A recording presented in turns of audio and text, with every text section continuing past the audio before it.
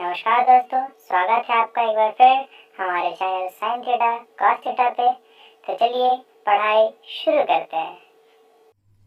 तो दोस्तों आज के इस वीडियो में हम लोग पढ़ेंगे कि मैट्रिक्स का जितना भी बेसिक चीज़ है और इम्पोर्टेंट चीज़ है जिसको हम लोग को याद रखना होगा। अगर ये उसको याद नहीं रखेंगे तो आप लोग को एग्जाम में बहुत सारा दिक्कत होगा, क्योंकि आजकल एग्जाम में सीधे डायरेक्ट क्वेश्चन नहीं पूछे जाते हैं, घुमा फिरा के क्वेश्चन पूछा जाता है। आपका कंसेप्ट क्लियर होना चाहिए, तो मैं आपका कंसेप्ट क्लियर करने आया हूँ।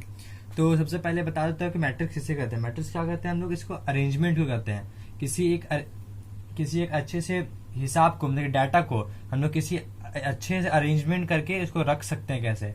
जैसे कि हम लोग मान लेते हैं कि मान लेते हैं कि राधा के पास 15 बुक है और 6 कॉपी है, और श्याम के पास 16 बुक है और 7 कॉपी है, और क्या गोपाल के पास क्या है, आपके पास 18 बुक है और 8 कॉपी है। ठीक है, ये चीज क्लियर है।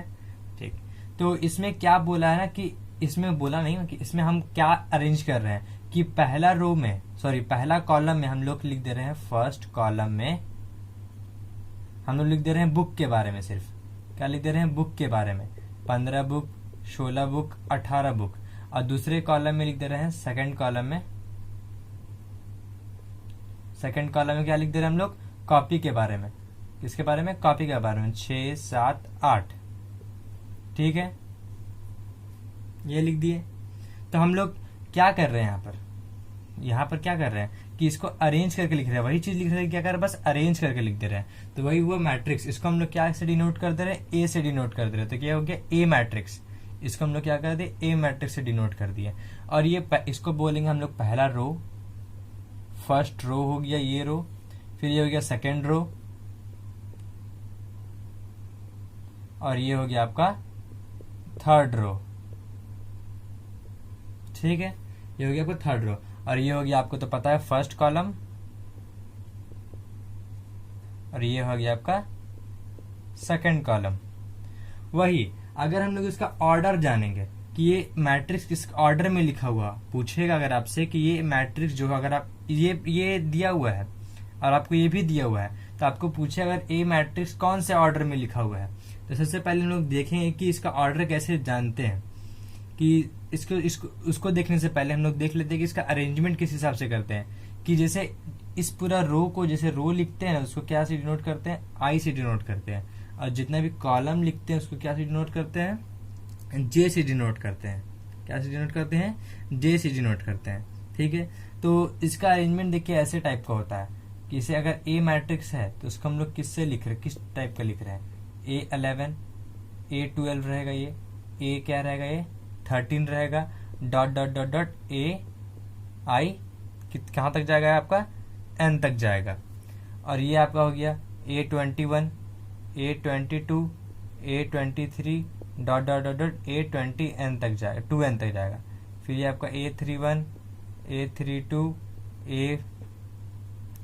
A33, dot dot dot dot A3n तक जाएगा। और ये नहीं किसी भी 3 तक होता है, ये आपका जितना भी हो सकता है, इसलिए डॉट डॉट डॉट AM1 तक जाएगा, ये भी डॉट डॉट डॉट AM2 तक जाएगा, ये dot dot dot dot M3 तक जाएगा। अब यहाँ देखिए n क्यों लिखे हैं, m क्यों लिखे हैं?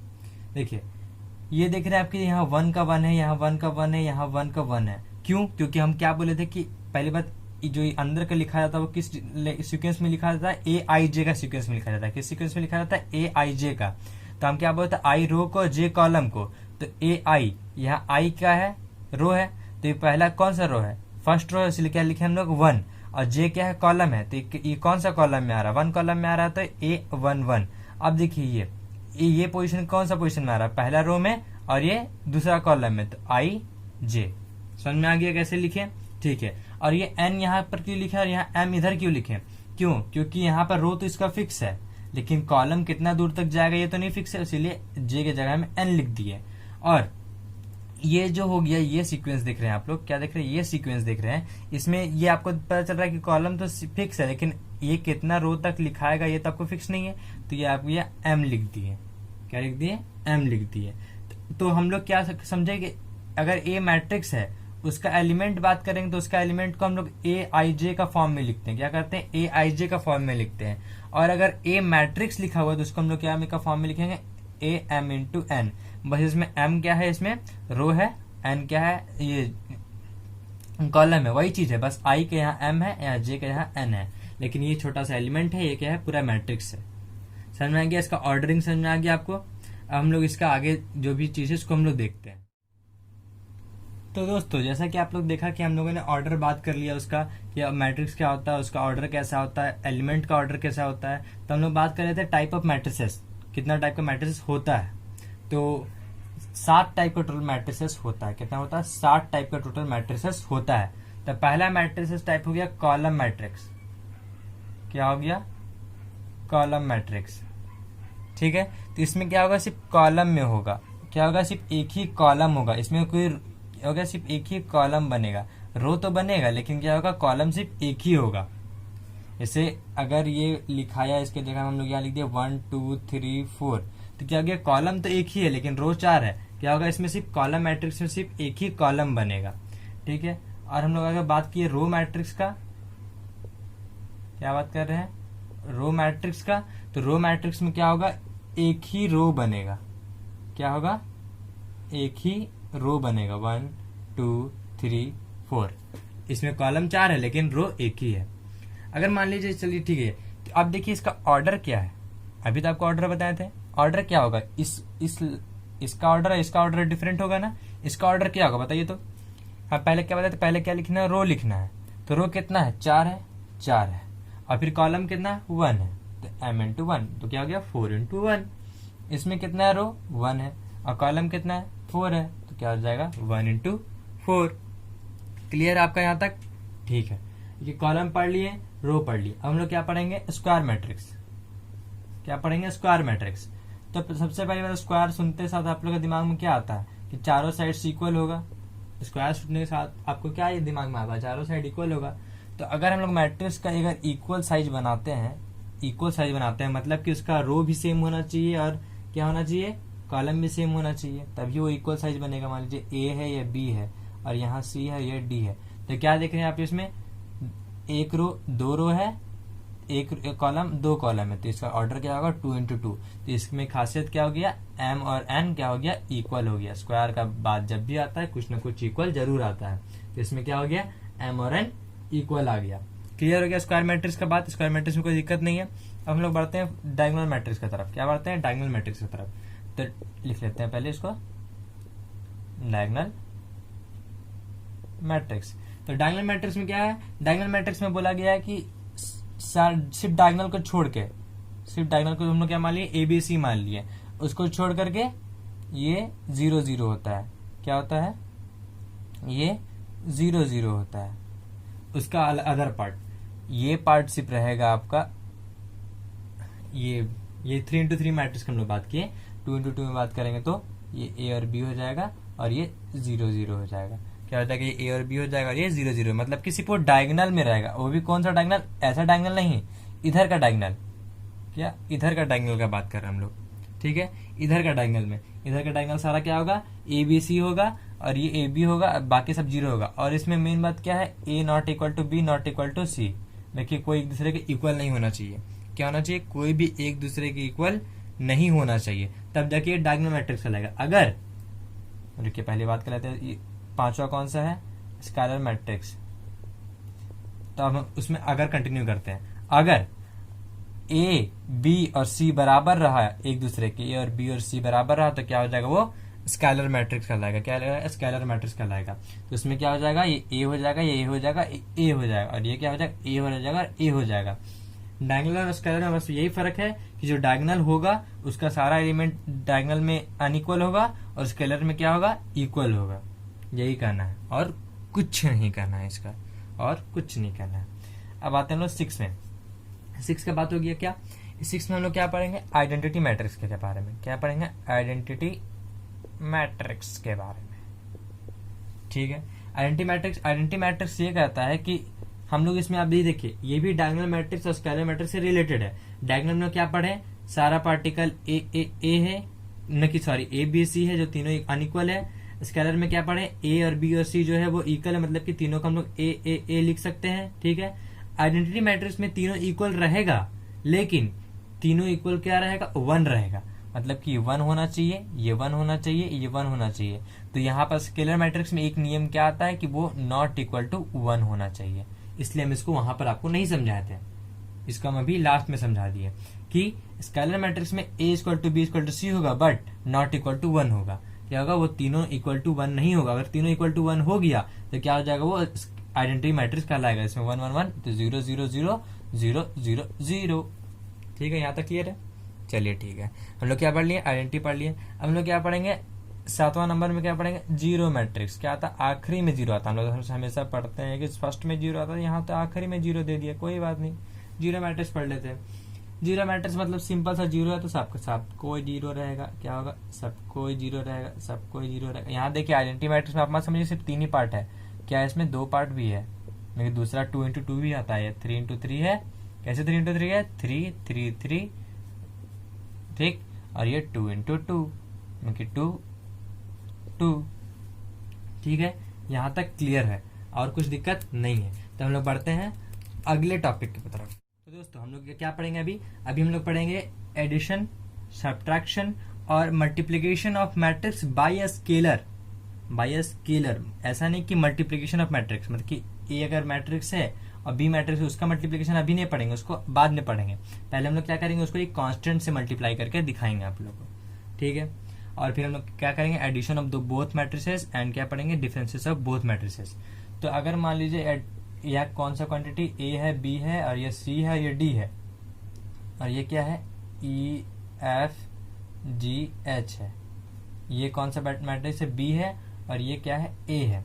तो सबसे पहली बात, एडिशन या एडिशन या सब्ट्रैक्शन होता है, तो अगर ये एडिशन या सब्ट्रैक्शन दो मैट्रिक्स से कर रहे हैं तो क्या होना चाहिए, दोनों का ऑर्डर सेम होना चाहिए। अगर ये 2 इंटू 2 है तो ये भी क्या होना चाहिए, 2 इंटू 2 होना चाहिए। अगर ये 2 इंटू 2 है, अगर ये 3 इंटू 2 चाहे 3 इंटू 3 भी होता है तो ये क्या होगा, एडिशन या सब्ट्रैक्शन नहीं होगा। क्यों, क्योंकि दोनों का सेम होना चाहिए। जैसे कि अगर अलजेब्रिक की बात करें हम लोग, ए और बी जो रहता है तो क्या होता है, ऐड होता है, नहीं रहता होता, क्योंकि ए अलग हो गया, बी अलग हो गया। वही अगर ए और ए रहता है तो ऐड होता है ना। उसी तरह यहाँ पर क्या है, ऑर्डर सेम होना चाहिए। इसमें ये मैट्रिक्स में ऑर्डर सेम होना चाहिए।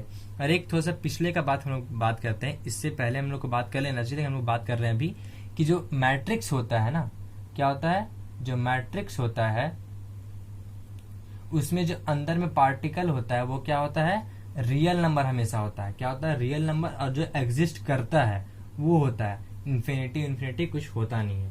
ठीक है, यहाँ तक क्लियर है और कोई दिक्कत है नहीं है।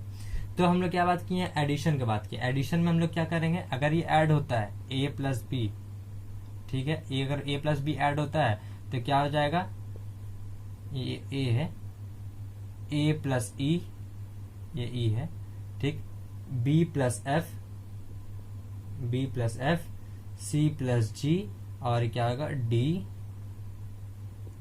Plus H. ठीक है, क्लियर है। वही अगर ए माइनस हुआ, क्या हो गया, ए माइनस हुआ किससे, बी से, तो ये ए माइनस बी है तो हम लोग क्या लिख सकते हैं, इसको भी लिख सकते हैं ए प्लस माइनस बी, लिख सकते हैं ना। अगर ऐसा भी नहीं लिखना तो यही सही है, क्या टेंशन है, क्यों लोचा करेंगे, सिंपल सा पढ़ेंगे। तो ए माइनस बी है तो बस क्या करेंगे, यहाँ पे उसका जगह में माइनस हो जाएगा, ए माइनस ई, बी माइनस एफ, सी माइनस जी, डी माइनस एच। वही अगर यहाँ पर हम अब मल्टीप्लीकेशन में आ जाते हैं, ई एफ जी एच।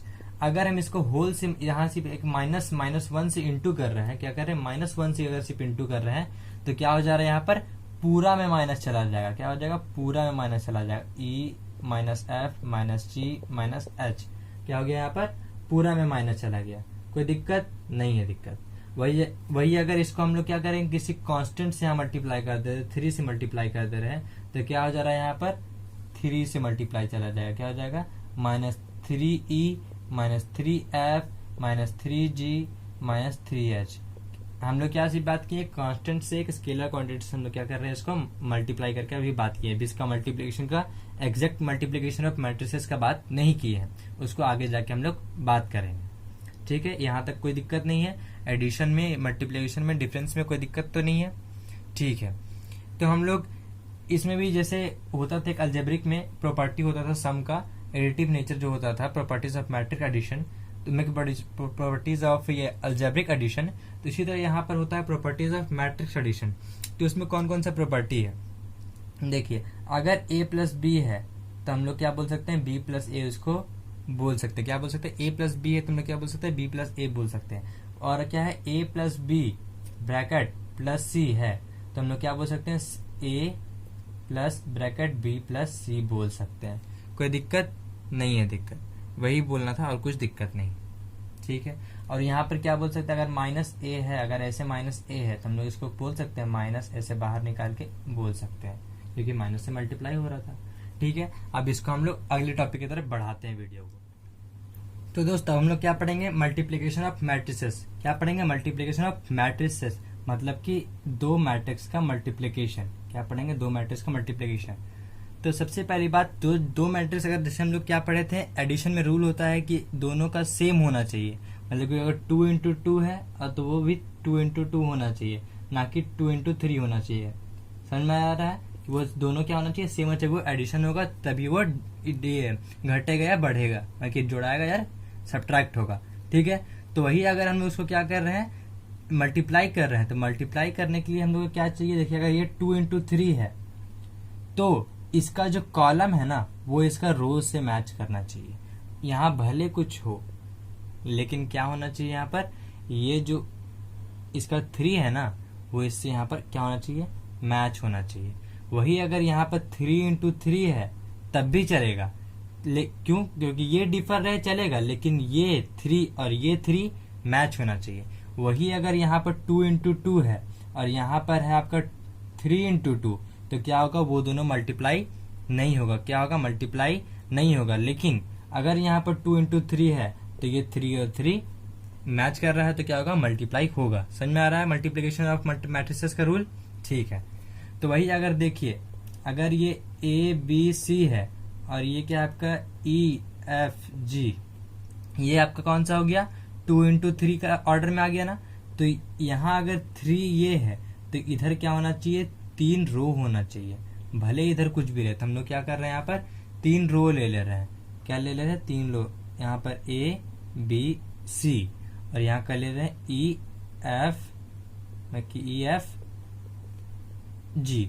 तो इसमें देखिए 3 रो है और 2 कॉलम है। वही अगर हम लोग यहाँ पर एक और कॉलम बढ़ा देते हैं, इसमें 1 2 3 एक और कॉलम बढ़ा देते हैं, तो ये क्या हो रहा है, 3 इंटू, मतलब एक और रो बढ़ा देते हैं तो क्या हो जाएगा, यहाँ पर 3 इंटू 3 का ऑर्डर में हो जाएगा। क्या हो जाएगा, 3 इंटू 3 का ऑर्डर में हो जाएगा, और ये क्या है, 3 इंटू 2 का ऑर्डर में हो जाएगा। तब भी क्या होगा, ये मल्टीप्लाई होगा। क्यों, क्योंकि ये 3 और ये 3 क्या हो रहा है, मैच कर रहा है।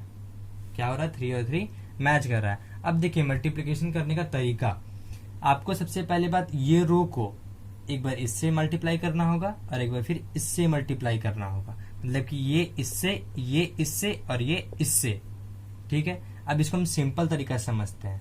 जैसे अगर ये 1 है, ये 1 है, ये 1 है, नहीं तो 1 ये 1 है, ये 2 है, ये 1 3 है, ये 3 ये 2 है, 1 है, ठीक है। ये क्या किसका ऑर्डर में है, 2 इंटू 3 का ऑर्डर में है। तो हम लोग को पहली बार 3 इंटू कुछ का ऑर्डर में लिखना पड़ेगा। हम लोग क्या लिख दे रहे हैं, 3 इंटू 1 का ऑर्डर लिख दे रहे हैं, 3 इंटू 1 का ऑर्डर, 1 2 3।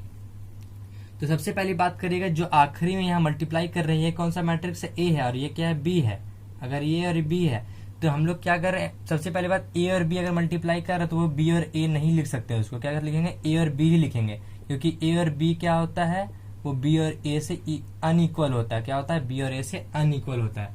मगर अगर जैसे होता है ना कि अलजेब्रिक में 2 इंटू 3 लिखो चाहे 3 इंटू 2 लिखो, दोनों इक्वल होता है, लेकिन नहीं, इसमें क्या होगा, ए लिखो और बी लिखो तो उधर भी ए बी ही लिखना होगा, बी ए नहीं लिख सकते हैं, ठीक है। तो अगर जो इस साइड में जितना इसका कॉलम होगा वही आंसर में ही कॉलम होगा। जैसे कि इसका आंसर क्या होगा, ए बी, तो ए बी का मल्टीप्लीकेशन क्या आ जाएगा, यहाँ पर देखिए कैसे करेंगे। हम क्या बोले थे, एक बार पहला रो फिर इसका कॉलम, अगर कॉलम खत्म नहीं होता तो वो कॉलम के वाइज बढ़ते जाता है। जैसे देखिए ये 1 है, ये 1 है, क्या हो जाएगा, 1 into 1 1 plus 2 into 2 4 plus 3 into 3। क्या बात की, ये रो और ये कॉलम। अब देखिए ये तो कॉलम का वाइज खत्म हो गया, अब इधर कॉलम कुछ है ही नहीं, तो हम इसको यहाँ बंद कर देंगे। क्या कर देंगे, यहाँ बंद कर देंगे। अब देखिए इस रो में आते हैं, इस रो में आ गए। इस रो में कौन कौन सा, फिर ये कॉलम देखेंगे, क्या बोले थे, ये देखने के बाद ये फिर ये जाएंगे तो फिर ये स्टार्ट करेंगे, ठीक है। तो ए बी फिर ये इस रो में गए तो क्या है वहां पर 3, ये फिर इससे पहला 3 इंटू 1 क्या होगा 3, फिर बीच में प्लस 2 इंटू 2 4, बीच में प्लस 1 इंटू 3 3। तो ये किसका ऑर्डर में आ गया, देखिए आपको ऑर्डर का आंसर ऑर्डर भी आपको पता चल जाएगा, ठीक है। ये किसका ऑर्डर में आ गया, देखिए 1 4 3 क्या है यहाँ पर कितना हो गया 1 4 3 कितना 4 1 5 3 8 8 हो गया, फिर 4 3 7 3 10। अब ये देखिए ये किसका ऑर्डर में आ गया, ये ऑर्डर किस तरह का ऑर्डर में 2 इंटू 1 में आ गया। तो आपको ये चीज देखने आ रहा है कि ये अगर सेम रहा तो मल्टीप्लाई होगा, और जो ऑर्डर आएगा आंसर का वो क्या होगा, पहला का रो और दूसरा का कॉलम, वो उसका आंसर आएगा, उस ऑर्डर में उसका आंसर आएगा। क्लियर है यहाँ तक। वही अगर हम इसको थोड़ा सा अच्छा सा क्वेश्चन में बात कर लेते हैं, जैसे हम लोग क्या बात किए एक ही में बात किए थे 1 2 3, यहाँ पर 1 1 1 चलिए मान लेते हैं, ठीक है। और यहाँ पर कौन सा हो जाएगा, जैसे यहाँ पर एक ही कॉलम बात किए थे, हम लोग क्या बात कर रहे हैं 2 कॉलम का बात कर रहे हैं, क्या कर रहे हैं 2 कॉलम का बात कर ले रहे हैं। तो ये 1 ठीक है, ये 2 और ये 3 और ये 3, ठीक है। तो पहली बात देख लेते हैं ये मल्टीप्लाई होगा कि नहीं। तो इसका ऑर्डर क्या है 2 इंटू 3 और इसका क्या है 3 इंटू 2। तो क्या ये मैच कर रहा है, ये मैच कर रहा है ना, तो ये क्या हो जाएगा ऑर्डर सेम है, ठीक है। अब हम लोग आते हैं इसका इंटू पे, इसको हम लोग क्या लिखेंगे ए बी लिखेंगे, क्या लिखेंगे ए बी लिखेंगे, ठीक है। हम लोग क्या लिख दिए ए बी लिख दिए, ठीक है। तो ये क्या हो जाएगा, पहले इसको देखेंगे फिर इसको देखेंगे ना। तो यहाँ क्या हो जाएगा 1 into 1 1 plus 2 into 2 4 plus 3 into 3 क्या हो जाएगा 9, ठीक है। यहाँ पर देखिए हम क्या किए थे, यहाँ गलती कर दिए थे, यहाँ पर आप लोग देखे नहीं, ये 1 का 1 2 का 2 और ये 3 इंटू 3 क्या होगा 9 होगा, क्या होगा 3 इंटू 3 9 होता है, बाई मिस्टेक हमसे भी गलती हो गया। तो यहाँ पर देखिए 3 इंटू 3 क्या हो गया 9 हो गया, ठीक है। तो यहाँ पर क्या हो जाएगा 9 10 14 हो जाएगा, क्या हो जाएगा ये 14 हो जाएगा। उसमें कोई दिक्कत नहीं था, क्या था दिक्कत सिर्फ इसी में था, यहाँ 1 इंटू 1 2 इंटू 2 4 3 इंटू 3 9। तो यहाँ पर क्या हो गया 1 इंटू 1 2 इंटू 2 3 इंटू 3 9, ठीक है। और अब देखिए ये बात कर ली ये बात करें तो फिर इसमें मत घुस जाइएगा, अभी इसका कॉलम खत्म नहीं हुआ है, इसका कॉलम अभी फिर खत्म नहीं हुआ तो फिर इसी को इंटू करेंगे। तो क्या होगा 1 इंटू 1 2 इंटू 2 4 और ये 3 इंटू 3 9, ठीक है। अब इसमें आते हैं, अब ये कॉलम खत्म हो गया इसलिए हम क्या किए यहाँ पर बंद कर दिए। देखिए एक रो एक कॉलम से इंटू करेगा तो एक एलिमेंट बनेगा, फिर एक रो एक कॉलम से इंटू करेगा तो एक एलिमेंट बनेगा, इसी तरह हम लोग का अलग अलग एलिमेंट बनता है। तो अब यहाँ पर देखिए यहाँ पर आइए, ये 1 1 1 है तो क्या हो जाएगा यहाँ पर देखिए 1 into 1 plus 1 into 2 plus 1 into 3, फिर ये 1 इंटू 1 प्लस 1 इंटू 2 1 इंटू 3, फिर इसका आप जोड़ के लिख लीजिएगा। तो इसका ऑर्डर क्या हो गया 2 इंटू 2 का ऑर्डर आया, 2 इंटू 2 का ऑर्डर आया ना, 2 रो और 2 कॉलम। तो क्या है देखिए यहाँ पर 2 है यहाँ 2 है, आ गया ना सेम सेम। तो ये हो गया आपका मल्टीप्लीकेशन का, आपका ये कैसे मल्टीप्लीकेशन करते हैं। अब हम लोग इसके बाद दूसरा टॉपिक की तरफ बढ़ते हैं। रुके अभी बढ़ना नहीं है, इसका एक चीज और आपको बता देते हैं, जैसे कि ए बी है और ये क्या है बी ए है, क्या है ए बी और बी है, तो ये क्या होगा अनइक्वल हो गए, तो आपको बता ही दिए। तो फिर इसमें क्या होता है, इसमें भी अगर ए बाहर है बी प्लस सी ब्रैकेट में, तो हम लोग इसको लिख सकते हैं ए बी प्लस ए सी, इसको लिख सकते हैं, क्या लिख सकते हैं ए बी प्लस ए सी इसमें लिख सकते हैं, ठीक है। और इसमें ये भी लिख सकते हैं कि अगर ए बी सी है, अगर ए ब्रैकेट में बी सी है तो इसको हम लोग क्या लिख सकते हैं ए बी ब्रैकेट में सी भी लिख सकते हैं, ऐसे भी हम लोग लिख सकते हैं, ठीक है। कोई दिक्कत कोई डाउट नहीं है, ठीक है। तो अब हम इसको आगे बढ़ते हैं। तो देखिए मल्टीप्लिकेशन ऑफ मैट्रिक्स में हम लोग जो पढ़े थे कि हम लोग क्या कर सकते हैं, ए बी को हम लोग क्या लिख सकते हैं बी ए नहीं लिख सकते हैं, ए बी को क्या लिख सकते हैं बी ए नहीं लिख सकते हैं, ठीक है। तो इसी तरह हम लोग क्या इसमें ए बी और बी ए नहीं लिख सकते, लेकिन अगर ए आई और आई ए हम लोग लिख सकते हैं, क्यों, क्योंकि आई यहाँ पर आइडेंटिटी मैट्रिक्स है, और जैसा ए का ऑर्डर रहेगा, अगर ए का ऑर्डर 2 इंटू 2 है तब आई का ऑर्डर भी 2 इंटू 2 ही रहेगा। वही अगर ए का ऑर्डर 3 इंटू 3 है तो आई का ऑर्डर भी 3 इंटू 3 रहेगा, ठीक है। और ए आई चाहे आई ए लिखिए उसका वैल्यू ए होता है, उसका वैल्यू ए होता है, और इसी से हम लोग का निकलता है A into A inverse equal to I, और इसी से हम लोग क्या निकालते हैं, इसी फॉर्मूला से हम लोग निकालते हैं आपका, जल्दी बताइए, चलिए आपको तो याद ही नहीं होगा, इससे हम लोग निकालते हैं वो वाला चीज, कौन वाला चीज, एलिमेंट्री रो ट्रांसफॉर्मेशन से इनवर्स निकालते हैं, क्या निकालते हैं, ए इनवर्स निकालते हैं। ठीक है, अब हम लोग बात कर लेते हैं ट्रांसपोज, अब हम लोग बात कर लेते हैं ट्रांसपोज ऑफ मैट्रिक्स, क्या करते हैं, ट्रांसपोज ऑफ मैट्रिक्स का बात कर लेते हैं। तो ट्रांसपोज ऑफ मैट्रिक्स का यहाँ पर क्या लेना देना है, कि ट्रांसपोज को हम लोग क्या से डिनोट करते हैं, टी से डिनोट करते हैं, आप इसको डैश से भी डिनोट कर सकते हैं। तो अगर हम लोग कोई मैट्रिक्स ए है उसको हम लोग ट्रांसपोज कर रहे हैं तो उसको हम लोग क्या लिख देंगे, टी लिख देंगे। सबसे पहली बार टी लिखने से पहले हम लोग, अगर ए मैट्रिक्स हम लोग का क्या है, ए बी है, क्या है, ए बी है, और ये क्या है, सी डी है, ए बी सी डी है, ऐसा है, तो इसमें ट्रांसपोज क्या हो जाएगा, उसका रो इसका कॉलम बन जाएगा, इसका कॉलम इसका रो बन जाएगा। नहीं इसमें यार देखिए, वो ए इधर है, ये सही रहे, ये सी इधर आ जाएगा और बी उधर चल जाएगा, ये डी उधर चल जाएगा, मतलब कि ये चीज जो है सबका उलट फिर हो जाएगा, ये सी ऐसे हो जाएगा, और मतलब कि ये ऐसे हो जा रहा है तो ये भी ऐसे हो जाएगा ना। इसमें क्या हो जाएगा, उसका जो ये कॉलम है ना, ये कॉलम आपको दिख रहा है, ए कॉलम और ए बी कॉलम है, सी डी कॉलम है, तो ए बी रो बन जाएगा, सी डी भी रो बन जाएगा। समझ में आ रहा है ना। तो इसी तरह हम लोग अगर इसका थर्ड में बात करेंगे, इसमें अगर 3x3 मैट्रिक्स का बात करेंगे तो इसमें क्या लिखते हैं, A B C D E F G H I, ठीक है, हम लिखें A B C D F G H I. इसमें देखिए ये रो है, ये रो है, ये कॉलम है, मतलब ये भी रो है, यहाँ दिख रहा है। तो वही अगर इसको हम लोग क्या बात कर रहे हैं, इसका अगर ट्रांसपोज कर रहे हैं, इसका हम लोग ट्रांसपोज कर रहे हैं, ए टी लिखते हैं, अगर इसका हम लोग ट्रांसपोज कर रहे हैं तो क्या हो जाएगा, ये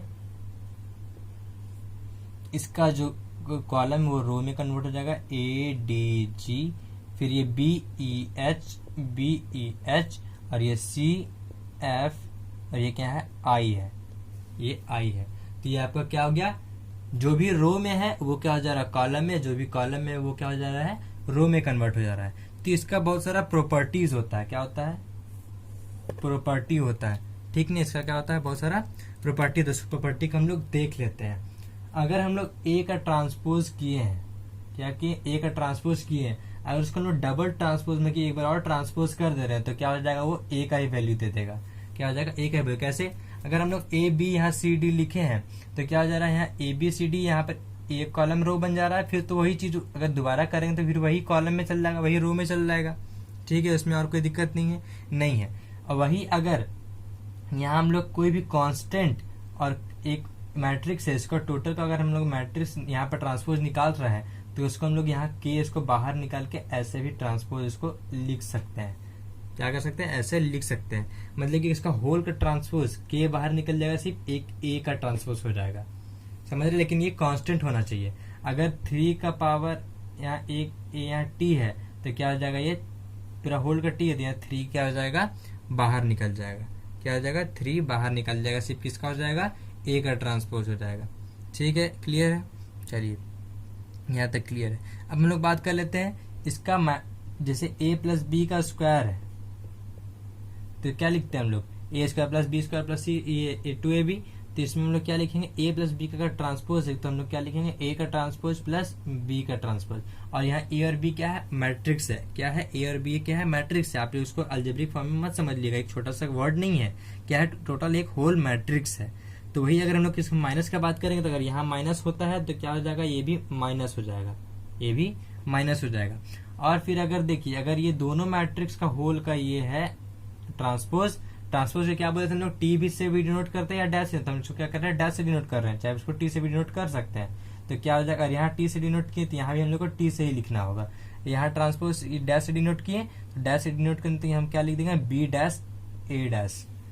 तो इसमें क्या होता है, अगर मल्टीप्लीकेशन ए इंटू बी रहेगा, उसका होल ट्रांसपोज रहेगा तो क्या हो जाएगा, बी पहले आएगा, ए बाद में आएगा, फिर बी ट्रांसपोज और ए ट्रांसपोज लिख सकते हैं, बी ट्रांसपोज और ए ट्रांसपोज लिख सकते हैं। हम लोग लास्ट इसका टॉपिक सिमेट्रिक और स्क्यू सिमेट्रिक के बारे में पढ़ के इस वीडियो को क्लोज। तो दोस्तों जैसा कि मैंने बोला था कि हम लोग क्या बात करेंगे अभी, स्क्वायर मैट्रिक्स के बारे में, कि सॉरी सिमेट्रिक मैट्रिक्स और स्क्यू सिमेट्रिक मैट्रिक्स के बारे में बात करेंगे। तो अगर ए में कोई मैट्रिक्स है, इसका अगर हम लोग ट्रांसपोज निकाल रहे हैं तो उसका ट्रांसपोज अगर ए आ गया, क्या आ गया, उसका ट्रांसपोज अगर ए आ गया जो पहले था उसका ट्रांसपोज करने पे वही चीज आ गया तो क्या हो जाएगा, वो साइमेट्रिक कहलाएगा। क्या हो जाएगा, वो साइमेट्रिक कहलाएगा।